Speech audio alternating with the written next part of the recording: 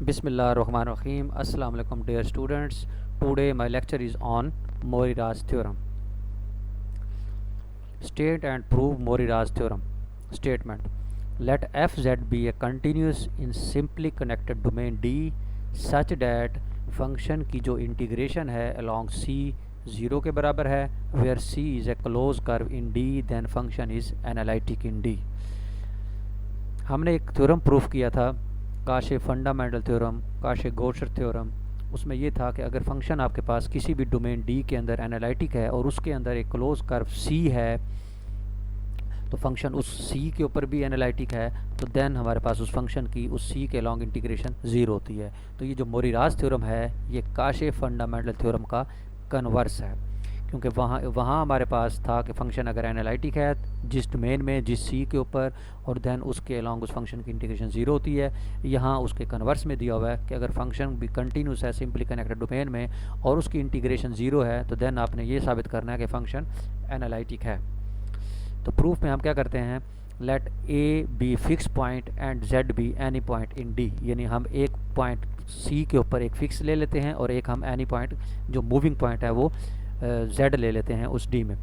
फिर let c1 and c2 be any two continuous curves in d joining a to z, let c be the close contour consisting of c1 and minus c2। Then by consequence of Cauchy fundamental theorem हम जानते हैं अगर आपके पास एक a से z तक जाने के लिए अगर आपके पास एक पाथ आपका c1 है और दूसरा पाथ आपका c2 है तो उस पर जारी बात है उस फंक्शन की जो इंटीग्रेशन है वो दोनों बराबर होंगी। तो हम क्या करते हैं, क्योंकि आपके पास the integral along every curve in D joining A to Z is same, तो hence taking t as a variable we may write। हम क्या करते हैं कि क्योंकि हम जानते हैं डेफिनेट इंटीग्रल के अंदर अगर आप वेरिएबल जो है अगर वो चेंज कर दें तो उसके आंसर में कोई फ़र्क नहीं पड़ता। तो हम क्या करते हैं यहाँ f ऑफ t की इंटीग्रेशन a to z लेते हैं। तो जब हम a to z लेंगे यानी a is the fix point, z is the arbitrary point on the c, तो जब इस फंक्शन को इंटीग्रेट करेंगे इसका टोटल आंसर z में आएगा। इसलिए हमने उसको लेट कर लिया कि इसका जो आंसर आएगा वो कोई भी कैपिटल f(z) के बराबर है।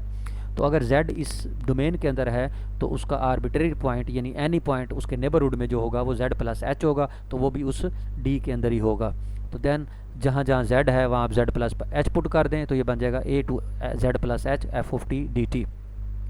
तो फिर हम इन दोनों को माइनस कर देते हैं, क्योंकि असल में हमने डेरिवेटिव बनाना है तो हम इन दोनों को क्या करते हैं माइनस,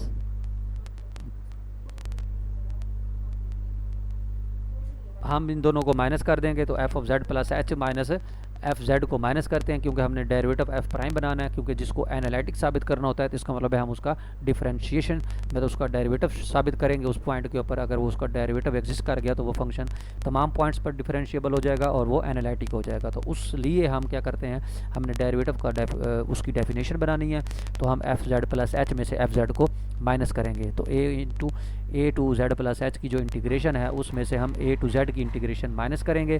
तो प्रॉपर्टी के मुताबिक हम क्या करते हैं, जो ए टू जेड प्लस एच है आपके पास, ए टू जेड प्लस एच और ए टू जेड है, जो ए टू जेड है उसको हम जेड टू ए करके माइनस लगा देते हैं, क्योंकि जब लिमिट्स इंटरचेंज करते हैं तो साथ माइनस लगता है, तो इसलिए वो Z to A F of T D T plus A to Z plus H F T D T की इंटीग्रेशन के बराबर हो जाएगा। और क्योंकि इसमें ए सेंटर में आ गया, देखें Z to A to Z, तो इसको डायरेक्ट लिख सकते हैं हम Z to Z plus H की इंटीग्रेशन बाय इंटीग्रेशन की प्रॉपर्टी यहाँ यूज़ हुई है। तो ये इक्वेशन नंबर 4 दे दी। अब हमने क्या करना है, इसको h पर डिवाइड करना है, क्योंकि हमने डेरिवेटिव का फार्मूला बनाना है। तो हमने F Z plus H minus F Z को h पर डिवाइड कर दिया, और जब h पर डिवाइड किया और फिर साथ माइनस एफ जेड भी कर दिया, क्योंकि हमने उसका डेरिवेटिव किसी भी फंक्शन का डेरिवेटिव जो होता है वो एक लिमिटिंग वैल्यू होती है। तो लिमिट की डेफिनेशन बनाने के लिए, क्योंकि लिमिट की डेफिनेशन होती है कि अगर एफ एक्स एल को अप्रोच कर रहा है तो एफ एक्स माइनस एल का जो मॉड है वो लेस देन एप्सिलॉन होना चाहिए। तो हमने वो टर्म बनाने के लिए हमने क्या किया, F Z plus H minus F Z over H को एफ जेड में से माइनस भी कर दिया।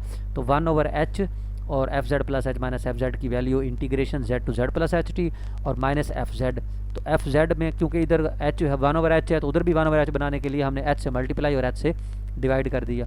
तो उसमें से फिर 1 ओवर एच उन्होंने कॉमन ले लिया। जब उन्होंने 1 कॉमन ले लिया तो अंदर बचा Z to Z plus H F T D T की इंटीग्रेशन और माइनस